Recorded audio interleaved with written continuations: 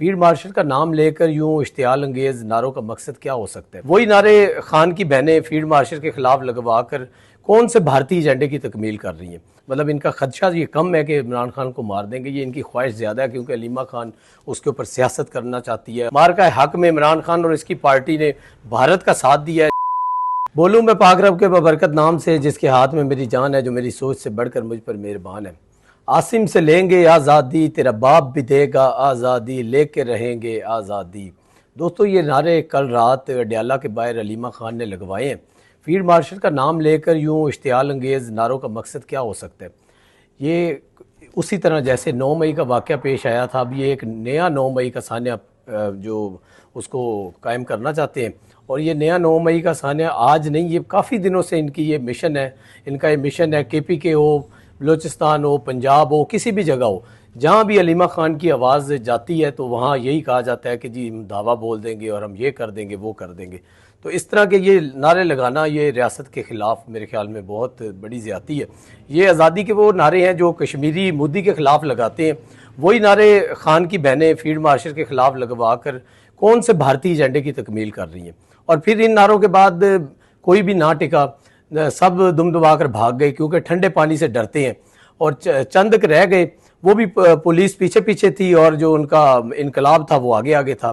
ठंडा पानी बर्दाश्त नहीं कर सकते। भाई, अगर आप ठंडा पानी बर्दाश्त नहीं कर सकते तो आप इतनी जुर्रत ना करें और इतनी ज़्यादा बढ़ के ना मारें, बातें ना करें।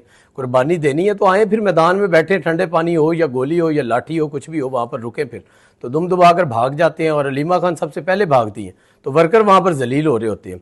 जब अडयाला आखिर बैठते, दावे बड़े बड़े करते हैं तो और फिर अंगूठा लगाकर शहीदों में शामिल हो जाते हैं। शौकत बसरा ग्रुप ने बड़े दावे किए और एक अंगूठा जख्मी होने पर अडयाला से धरना ख़त्म करके फ़रार हो गए। बहरहाल अलीमा खान अडयाला के बाहर किसी बड़े साने की तलाश में, जिसकी बुनियाद पर मुल्क में अनारकी फैलाना चाहते हैं। इनके प्रोपोगंडे की टाइमिंग बहुत जो अहम होती है। आप ये देखें, नोट करें, जब भी इनका कोई प्रोपोगंडा होता है वो सुहेल अफरीदी कॉल दे या अलीमा खान कॉल दे या कोई भी इनमें से कॉल दे, इनके प्रोपोगंडे की टाइमिंग बड़ी अहम होती है, जिसकी बुनियाद पर मुल्क में ये अनारकी फैलाते हैं।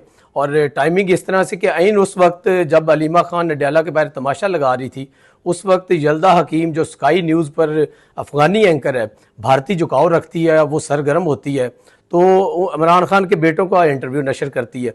2 बेटे इंटरव्यू देते हैं, बेटी मंजरे आम पर नहीं आती। भाई, बेटी को भी ले आए, जब 2 बेटे आप उनको लॉन्च कर दिए वहाँ पर बाहर बैठे, या तो उनको पाकिस्तान में लेकर आए, और अगर पाकिस्तान नहीं ला सकते तो बेटी सामने लाने में क्या हर्ज है, उसको भी ले आए। बहरहाल इंटरव्यू में वो पाकिस्तान पर गंद उछालते हैं, कहते हैं हमारे बाप को मार देंगे, ऐसी बातें करते हैं जो बातें अलीमा खान करती हैं।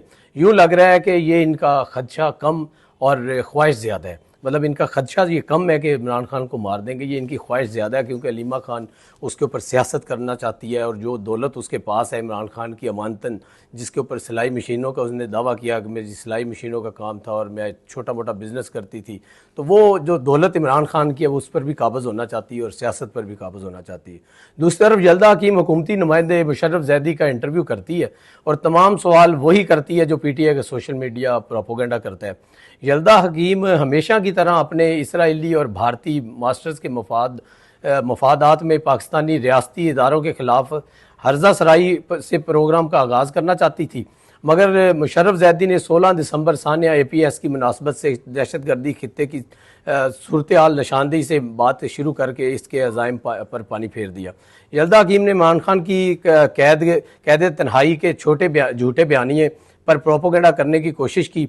हुकूमत पाकिस्तान के नुमाइंदे मुशर्रफ जैदी ने हकायक के साथ नाकाम बना दिया। उन्होंने बताया कि इमरान खान को सैकड़ों मुलाकातें और इंटरव्यू की सहूलत मिली है।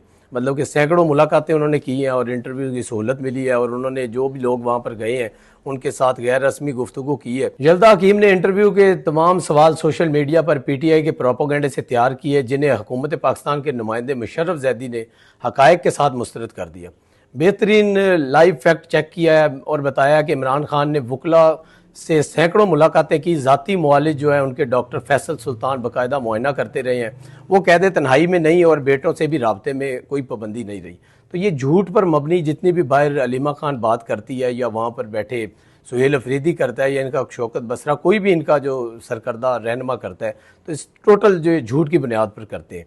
यल्दा हकीम ने अलीमा खान वाला ड्रामा करने की कोशिश की तो मुशर्रफ जैदी ने हकायक दुरुस्त करते हुए कहा, जेल रूल 265 पढ़कर उन्होंने वाजे किया कि इमरान खान सुपीरियर क्लास कैदी हैं और मुलाकातों में सियासी गुफ्तगू ममनू है। इसके बावजूद उनके अकाउंट से सैकड़ों सियासी ट्वीट्स होती हैं, तो उनका ज़िम्मेदार कौन है? वो इमरान खान ही है। ज़ाहिरी बात है, उनका जो ऑफिशियल अकाउंट है तो वो उनके नाम से चल रहा है, या तो उसकी तरदीद कर दें, लेकिन वो सियासी मुलाकातें भी अंदर करते हैं, सियासी बातें भी करते हैं और फिर बाहर से ट्वीट्स भी की जाती हैं।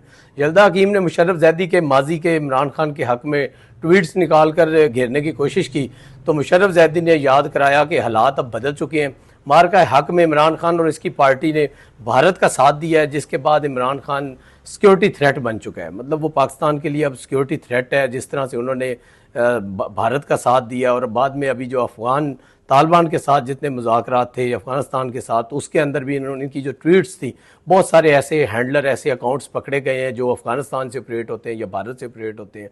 तो मुशर्रफ जैदी ने यल्दा हकीम को फिर लाजवाब कर दिया और बताया कि जिस अक़वाम मुत्तहिदा की रिपोर्ट पर उछल रही हैं, वो रिपोर्ट PTI के झूठे प्रोपेगेंडे पर इन्हिसार करके बनाई गई है। अक़वाम मुत्तहिदा और यल्दा दोनों पाकिस्तान आए और हक़ाइक़ जाने। अक़वाम मुत्तहिदा ने रिपोर्ट बगैर पाकिस्तान आए कैसे तैयार कर ली, ये उन्होंने सवाल किया उनसे। और इमरान खान को 870 मुलाकातों की सहूलत दी गई। जब मुशर्रफ जैदी ने सच बयान किया तो यल्दा की बोलती बंद हो गई।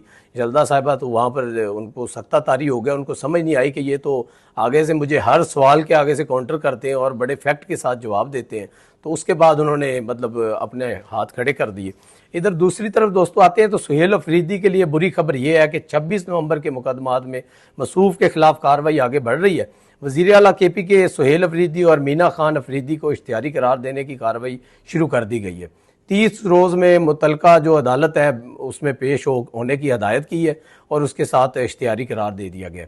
तो पंजाब में अवाम के लिए ख़रीदारी का नया और मुनज़्ज़म दौर शुरू हो गया।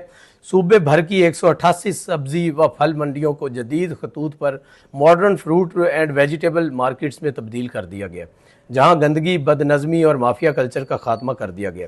मॉडर्न पंजाब प्रोग्राम के तहत सब्ज़ी मंडियों में शफाफ नीलामी का नफाज जो कर दिया गया है। बराह रास्त ऑक्शन शेड्स फ़ाल में रेट बोर्ड नुमायाँ अवेज़ा किए गए हैं और ख़रीदारों के लिए हेल्प डेस्क कायम कर दिए गए हैं ताकि ओवर चार्जिंग और धोखे का मुकम्मल खात्मा किया जा सके। सूबे के तमाम जो मॉडर्न मंडियों में सफाई का निज़ाम मुतारफ़ करवाया गया है। नया स्टाफ तैनात कर दिया गया है। वेस्ट कलेक्शन सिस्टम फ़ाल है और तमाम वाटर फिल्ट्रेशन प्लांट्स भी बहाल कर दिए गए हैं। ख़रीदारों और आढ़तियों के लिए साफ़ सुथरे और मुकम्मल फ़ाल टॉयलेट्स फराम कर दिए गए हैं। रात के वक्त ख़रीदारी को महफूज बनाने के लिए 2,66,000 से ज़ायद लाइट्स जो स्ट्रीट लाइट्स है वो लगा दी गई हैं। तमाम मंडियों में नकासी आब का निज़ाम बहाल कर दिया गया और मेन होल पर ढक्कन नस्ब कर दिए गए हैं। मतलब कराची की तरह कोई होल यहाँ पर आपको खाली नहीं मिलेगा। आपको पता है कि कुछ माह पहले उधर लोधरा में और किसी जगह वाक़या जैसे पेश आया तो डिप्टी कमिश्नर को फौरी हटा दिया गया। इसके ऊपर ज़ीरो टॉलरेंस की बुनियाद पर मरीम नवाज़ ने सख्त एक्शन लिया और अब आपको इस तरह का कोई भी वाक़या नज़र नहीं आएगा।